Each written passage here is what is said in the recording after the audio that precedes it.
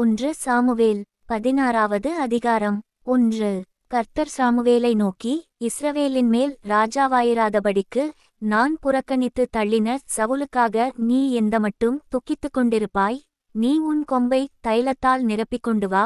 பெத்லெகேமியனாகிய ஈசாயினிடத்துக்கு உன்னை அனுப்புவேன். அவன் குமாரரில் ஒருவனை நான் ராஜாவாக தெரிந்து கொண்டேன் என்றார். 2. அதற்குச் சாமுவேல், நான் எப்படி போவேன்? சவுல் இதை கேள்விப்பட்டால் என்னை கொன்று போடுவானே என்றான். அப்பொழுது கர்த்தர், நீ ஒரு காளையை கையோடே கொண்டுபோய் கர்த்தருக்கு பலியிட வந்தேன் என்று சொல்லி. 3. ஈசாயை பலிவிருந்துக்கு அழைப்பாயாக. அப்பொழுது நீ செய்ய வேண்டியதை நான் உனக்கு அறிவிப்பேன். நான் உனக்குச் சொல்லுகிறவனை எனக்காக அபிஷேகம் பண்ணுவாயாக என்றார். 4. கர்த்தர் சொன்னபடியே சாமுவேல் செய்து பெத்லெகேமுக்கு போனான். அப்பொழுது அவ்வூரின் மூப்பர் தத்தளிப்போடே அவனுக்கு எதிர்கொண்டு வந்து, நீர் வருகிறது சமாதானமா என்றார்கள். 5.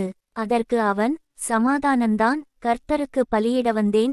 நீங்கள் உங்களை பரிசுத்தம் பண்ணிக்கொண்டு என்னுடனே கூட பலிவிருந்துக்கு வாருங்கள் என்றான். மேலும் ஈசாயையும் அவன் குமாரரையும் பரிசுத்தம் பண்ணி அவர்களை பலிவிருந்துக்கு அழைத்தான். 6. அவர்கள் வந்தபோது அவன் எலியாபை பார்த்தவுடனே, கர்த்தரால் அபிஷேகம் பண்ணப்படுபவன் இவன்தானாக்கும் என்றான். 7. கர்த்தர் சாமுவேலை நோக்கி, நீ இவனுடைய முகத்தையும் இவனுடைய சரீர வளர்ச்சியையும் பார்க்க வேண்டாம். நான் இவனை புறக்கணித்தேன். மனுஷன் பார்க்கிறபடி நான் பாரேன். மனுஷன் முகத்தை பார்ப்பான், கர்த்தரோ இருதயத்தை பார்க்கிறார் என்றார். 8. அப்பொழுது ஈசாய் அபினதாபை அழைத்து அவனை சாமுவேலுக்கு முன்பாக கடந்து போக பண்ணினான். அவன், இவனையும் கர்த்தர் தெரிந்து கொள்ளவில்லை என்றான். 9. ஈசாய் சம்மாவையும் கடந்து போக பண்ணினான். அவன், இவனையும் கர்த்தர் தெரிந்து கொள்ளவில்லை என்றான். 10. இப்படி ஈசாய் தன் குமாரரில் 7 பேரை சாமுவேலுக்கு முன்பாக கடந்து போக பண்ணினான். பின்பு சாமுவேல் ஈசாயை பார்த்து, கர்த்தர் இவர்களில் ஒருவனையும் தெரிந்து கொள்ளவில்லை என்று சொல்லி. 11. உன் பிள்ளைகள் இவ்வளவுதானா என்று ஈசாயை கேட்டான். அதற்கு அவன், இன்னும் எல்லாருக்கும் இளையவன் ஒருவன் இருக்கிறான். அவன் ஆடுகளை மேய்த்து கொண்டிருக்கிறான் என்றான். அப்பொழுது சாமுவேல் ஈசாயை நோக்கி, ஆள் அனுப்பி அவனை அழைப்பி, அவன் இங்கே வருமட்டும் நான் பந்தியிருக்க மாட்டேன் என்றான். 12. ஆள் அனுப்பி அவனை அழைப்பித்தான். அவன் சிவந்த மேனியும் அழகிய கண்களும் நல்ல ரூபமுமுள்ளவனாயிருந்தான். அப்பொழுது கர்த்தர், இவன்தான், நீ எழுந்து இவனை அபிஷேகம் பண்ணு என்றார். 13. அப்பொழுது சாமுவேல் தைலக்கொம்பை எடுத்து அவனை அவன் சகோதரர் நடுவிலே அபிஷேகம் பண்ணினான். அந்நாள் முதற்கொண்டு கர்த்தருடைய ஆவியானவர் தாவீதின்மேல் வந்து இறங்கியிருந்தார். சாமுவேல் எழுந்து ராமாவுக்கு போய்விட்டான். 14. கர்த்தருடைய ஆவி சவுலை விட்டு நீங்கினார். கர்த்தரால் வரவிடப்பட்ட ஒரு பொல்லாத ஆவி அவனை கலங்க பண்ணிக் கொண்டிருந்தது. 15.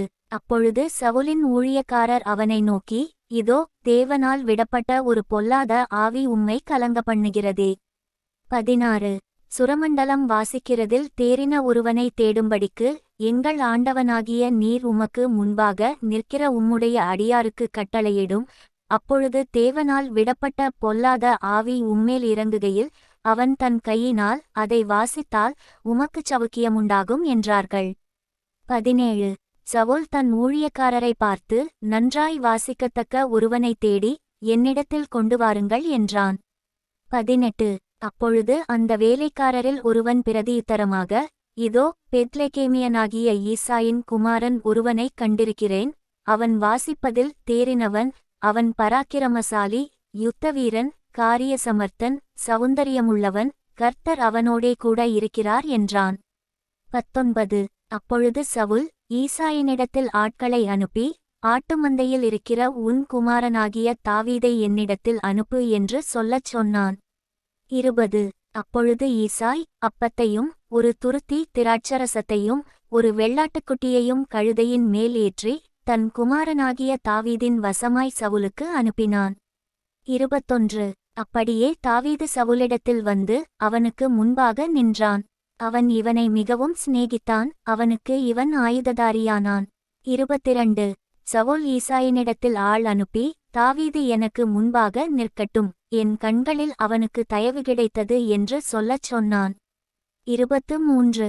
அப்படியே தேவனால் விடப்பட்ட ஆவி சவுலை பிடிக்கும்போது தாவீது சுரமண்டலத்தை எடுத்து தன் கையினால் வாசிப்பான், அதனாலே பொல்லாத ஆவி அவனை விட்டு நீங்க சவுல் ஆறுதலடைந்து சொஸ்தமாவான். 1 சாமுவேல் 17வது அதிகாரம். 1 பெலிஸ்தர் யுத்தம் பண்ணுகிறதற்கு தங்கள் சேனைகளைச் சேர்த்து யூதாவிலுள்ள சோக்கோவிலே ஒருமித்து கூடி சோக்கோவுக்கும் அசெக்காவுக்கும் நடுவே இருக்கிற எபேஸ்தம்மீமிலே பாளையமிறங்கினார்கள். 2 சவுலும் இஸ்ரவேல் மனுஷரும் ஒருமித்து கூடி ஏலா பள்ளத்தாக்கிலே பாளையமிறங்கி பெலிஸ்தருக்கு எதிராக யுத்தத்திற்கு அணிவகுத்து நின்றார்கள். 3 பெலிஸ்தர் அந்த பக்கத்தில் ஒரு மலையின் மேலும் இஸ்ரவேலர் இந்த பக்கத்தில் ஒரு மலையின் மேலும் நின்றார்கள். அவர்களுக்கு நடுவே பள்ளத்தாக்கு இருந்தது. 4 அப்பொழுது காத்தூரானாகிய கோலியாத் என்னும் பேருள்ள ஒரு வீரன் பெலிஸ்தரின் பாளையத்திலிருந்து புறப்பட்டு வந்து நடுவே நிற்பான். அவன் உயரம் 6 முழமும் 1 ஜாணுமாம். 5 அவன் தன் தலையின்மேல் வெண்கலச் சீராவை போட்டு ஒரு போர்க்கவசம் தரித்து கொண்டிருப்பான். அந்த கவசத்தின் நிறை 5000 சேக்கலான வெண்கலமாயிருக்கும். 6 அவன் தன் கால்களிலே வெண்கலக் கவசத்தையும் தன் தோள்களின்மேல் வெண்கல கேடகத்தையும் தரித்திருப்பான். 7 அவனுடைய ஈட்டித்தாங்கு நெசவுக்காரரின் படைமரத்தின் கனதியும் அவன் ஈட்டியின் அலகு 600 சேக்கல் இரும்புமாயிருக்கும். பரிசை பிடிக்கிறவன் அவனுக்கு முன்னாக நடப்பான். 8 அவன் வந்து நின்று இஸ்ரவேல் சேனைகளை பார்த்துச் சத்தமிட்டு, நீங்கள் யுத்தத்திற்கு அணிவகுத்து நிற்கிறது என்ன? நான் பெலிஸ்தன் அல்லவா? நீங்கள் சவுலின் சேவகர் அல்லவா? உங்களில் ஒருவனை தெரிந்து கொள்ளுங்கள், அவன் என்னிடத்தில் வரட்டும். 9 அவன் என்னோடே யுத்தம் பண்ணவும் என்னை கொல்லவும் சமர்த்தனானால் நாங்கள் உங்களுக்கு வேலைக்காரராயிருப்போம். நான் அவனை ஜெயித்து கொல்வேனானால் நீங்கள் எங்களுக்கு வேலைக்காரராயிருந்து எங்களை சேவிக்க வேண்டும் என்று சொல்லி. 10 பின்னும் அந்த பெலிஸ்தன், நான் இன்றைய தினம் இஸ்ரவேலுடைய சேனைகளை நிந்தித்தேன். நாம் ஒருவரோடு ஒருவர் யுத்தம் பண்ண ஒருவனை விடுங்கள் என்று சொல்லிக் கொண்டு வருவான். 11 சவுலும் இஸ்ரவேலர் அனைவரும் அந்த பெலிஸ்தனுடைய வார்த்தைகளை கேட்டு கலங்கி மிகவும் பயப்பட்டார்கள். 12 தாவீது என்பவன் யூதாவிலுள்ள பெத்லெகேம் ஊரானாகிய ஈசாய் என்னும் பேருள்ள எப்பிராத்திய மனுஷனுடைய குமாரனாயிருந்தான். ஈசாய்க்கு 8 குமாரர் இருந்தார்கள். இவன் சவுலின் நாட்களிலே மற்ற ஜனங்களுக்குள்ளே வயது சென்ற கிழவனாய் மதிக்கப்பட்டான். 13 ஈசாயனுடைய 3 மூத்த குமாரர் சவுலோடே கூட யுத்தத்திற்கு போயிருந்தார்கள். யுத்தத்திற்கு போயிருந்த அவனுடைய 3 குமாரரில் மூத்தவனுக்கு எலியாப் என்றும், இரண்டாங்குமாரனுக்கு அபினதாப் என்றும், மூன்றாங்குமாரனுக்கு சம்மா என்றும் பேர். 14 தாவீது எல்லாருக்கும் இளையவன். மூத்தவர்களாகிய அந்த 3 பேரும் சவுலோடே கூட போயிருந்தார்கள். 15 தாவீது சவுலை விட்டு திரும்பி போய் பெத்லெகேமிலிருக்கிற தன் தகப்பனுடைய ஆடுகளை மேய்த்து கொண்டிருந்தான். 16 அந்த பெலிஸ்தன் காலையிலும் மாலையிலும் 40 நாள் வந்து வந்து நிற்பான்.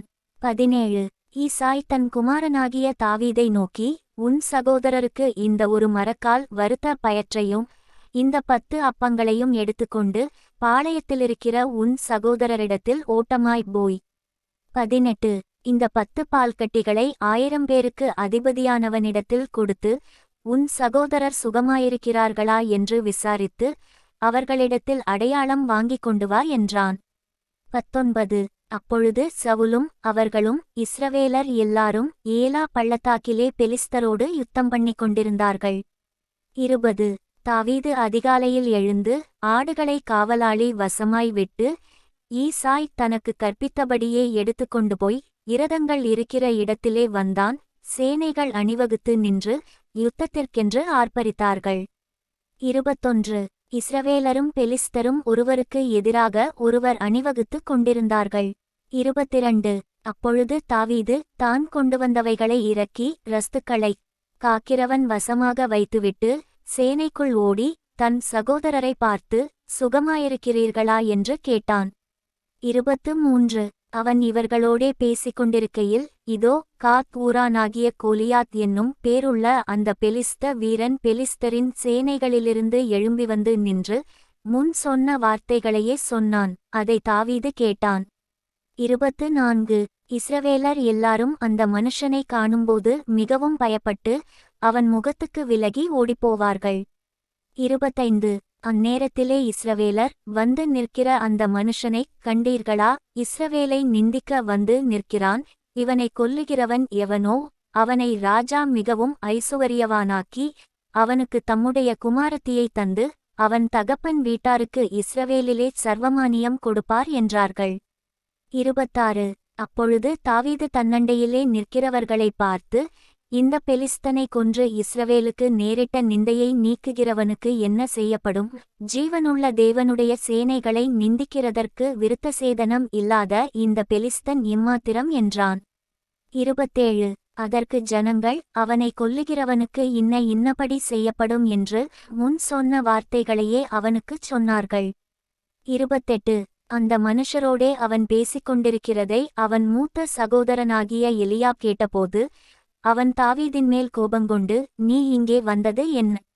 வனாந்தரத்திலுள்ள அந்த கொஞ்ச ஆடுகளை நீ யார் வசத்தில் விட்டாய்? யுத்தத்தை பார்க்க அல்லவா வந்தாய்? உன் துணிகரத்தையும் உன் இருதயத்தின் அகங்காரத்தையும் நான் அறிவேன் என்றான். 29. அதற்கு தாவீது, நான் இப்பொழுது செய்தது என்ன? நான் வந்ததற்கு முகாந்தரம் இல்லையா என்று சொல்லி. 30. அவனை விட்டு வேறொருவனிடத்தில் திரும்பி அந்த பிரகாரமாகவே கேட்டான். ஜனங்கள் முன்போலவே உத்தரவு சொன்னார்கள். 31. தாவீது சொன்ன வார்த்தைகளை அவர்கள் கேட்டு அதை சவுலின் சமூகத்தில் அறிவித்தார்கள். அப்பொழுது அவனை அழைப்பித்தான். 32. தாவீது சவுலை நோக்கி, இவனிமித்தம் ஒருவனுடைய இருதயமும் கலங்க வேண்டியதில்லை. உம்முடைய அடியானாகிய நான் போய் இந்த பெலிஸ்தனோடே யுத்தம் பண்ணுவேன் என்றான்.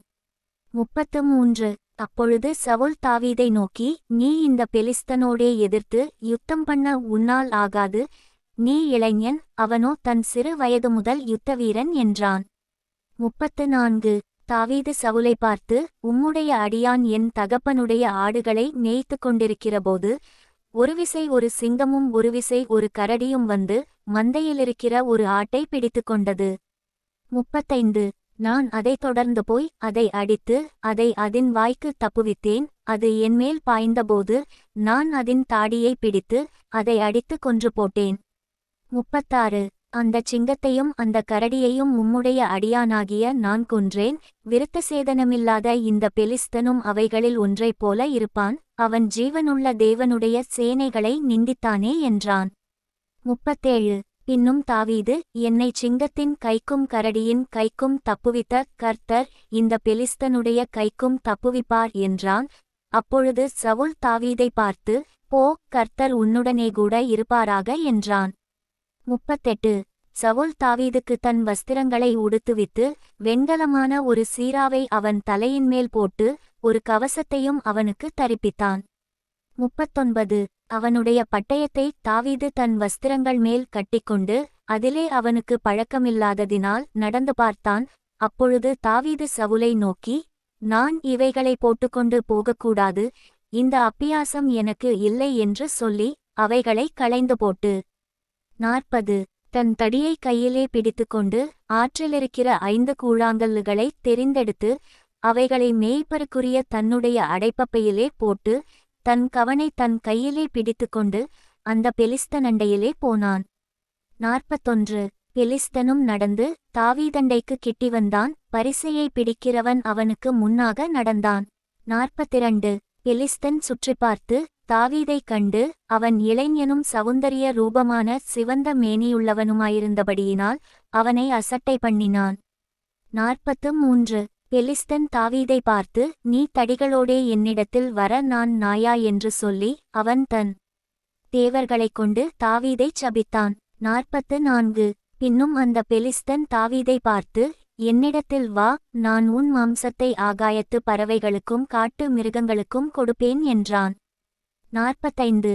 அதற்கு தாவீது பெலிஸ்தனை நோக்கி, நீ பட்டயத்தோடும் ஈட்டியோடும் கேடகத்தோடும் என்னிடத்தில் வருகிறாய், நானோ நீ நிந்தித்த இஸ்ரவேலுடைய இராணுவங்களின் தேவனாகிய சேனைகளுடைய கர்த்தரின் நாமத்திலே உன்னிடத்தில் வருகிறேன். 46. இன்றைய தினம் கர்த்தர் உன்னை என் கையில் ஒப்புக்கொடுப்பார். நான் உன்னைக் கொன்று உன் தலையை உன்னை விட்டு வாங்கி பெலிஸ்தருடைய பாளையத்தின் பிணங்களை இன்றைய தினம் ஆகாயத்து பறவைகளுக்கும் பூமியின் காட்டு மிருகங்களுக்கும் கொடுப்பேன். அதனால் இஸ்ரவேலில் தேவன் ஒருவர் உண்டு என்று பூலோகத்தார் எல்லாரும் அறிந்து கொள்ளுவார்கள். 47. கர்த்தர் பட்டயத்தினாலும் ஈட்டியினாலும் இரட்சிக்கிறவர் அல்ல என்று இந்த ஜனக்கூட்டமெல்லாம் அறிந்து கொள்ளும். யுத்தம் கர்த்தருடையது, அவர் உங்களை எங்கள் கையில் ஒப்புக்கொடுப்பார் என்றான். 48 அப்பொழுது அந்த பெலிஸ்தன் எழும்பி தாவீதுக்கு எதிராக கிட்டி வருகையில் தாவீது தீவிரமாய் அந்த சேனைக்கும் அந்த பெலிஸ்தனுக்கும் எதிராக ஓடி 49 தன் கையை அடைப்பத்திலே போட்டு அதிலிருந்து ஒரு கல்லை எடுத்து கவனிலே வைத்து சுழற்றி பெலிஸ்தனுடைய நெற்றியிலே பட எறிந்தான். அந்த கல் அவன் நெற்றியில் பதிந்து போனதினால் அவன் தரையிலே முகங்குப்புற விழுந்தான். 50 இவ்விதமாக தாவீது ஒரு கவனினாலும் ஒரு கல்லினாலும் பெலிஸ்தனை மேற்கொண்டு அவனை மடங்கடித்து அவனை கொன்று போட்டான். தாவீதின் கையில் பட்டயம் இல்லாதிருந்தது. 51 ஆகையால் தாவீது பெலிஸ்தன் அண்டையில் ஓடி அவன்மேல் நின்று அவன் பட்டயத்தை எடுத்து அதை அதன் உறையிலிருந்து உருவி அவனை கொன்று அதனாலே அவன் தலையை வெட்டி போட்டான். அப்பொழுது தங்கள் வீரன் செத்துப்போனான் என்று பெலிஸ்தர் கண்டு ஓடிப்போனார்கள். 52 அப்பொழுது இஸ்ரவேலரும் யூதா மனுஷரும் எழும்பி ஆர்ப்பரித்து பள்ளத்தாக்கின் எல்லை மட்டும் எக்ரோனின் வாசல்கள் மட்டும் பெலிஸ்தரை துரத்தினார்கள். சாராயிமின் வழியிலும் காத் பட்டணமட்டும் எக்ரோன் பட்டணமட்டும் பெலிஸ்தர் வெட்டுண்டு விழுந்தார்கள். 53 இஸ்ரவேல் புத்திரர் பெலிஸ்தரை மூர்க்கமாய் துரத்தின பிற்பாடு திரும்பி வந்து அவர்களுடைய பாளையங்களை கொள்ளையிட்டார்கள். 54 தாவீது பெலிஸ்தனுடைய தலையை எடுத்து அதை எருசலேமுக்கு கொண்டு வந்தான். அவன் ஆயுதங்களையோ தன் கூடாரத்திலே வைத்தான். 55 தாவீது பெலிஸ்தனுக்கு எதிராக புறப்பட்டு போகிறதை சவுல் கண்டபோது அவன் சேனாபதியாகிய அப்னேரை பார்த்து, அப்னேரே, இந்த வாலிபன் யாருடைய மகன் என்று கேட்டான். அதற்கு அப்னேர், ராஜாவே, எனக்கு தெரியாது என்று உம்முடைய ஜீவனை கொண்டு சொல்லுகிறேன் என்றான். 56 அப்பொழுது ராஜா, அந்த பிள்ளையாண்டான் யாருடைய மகன் என்று விசாரி என்றான். 57 தாவீது பெலிஸ்தனை கொன்று திரும்புகையில் அப்னேர் அவனை சவுலுக்கு முன்பாக அழைத்து கொண்டு போய்விட்டான். பெலிஸ்தனுடைய தலை அவன் கையில் இருந்தது. 58 அப்பொழுது சவுல், வாலிபனே, நீ யாருடைய மகன் என்று அவனை கேட்டதற்கு தாவீது, நான் பெத்லெகேம் ஊரானாயிருக்கிற உம்முடைய அடியானாகிய ஈசாயின் மகன் என்றான்.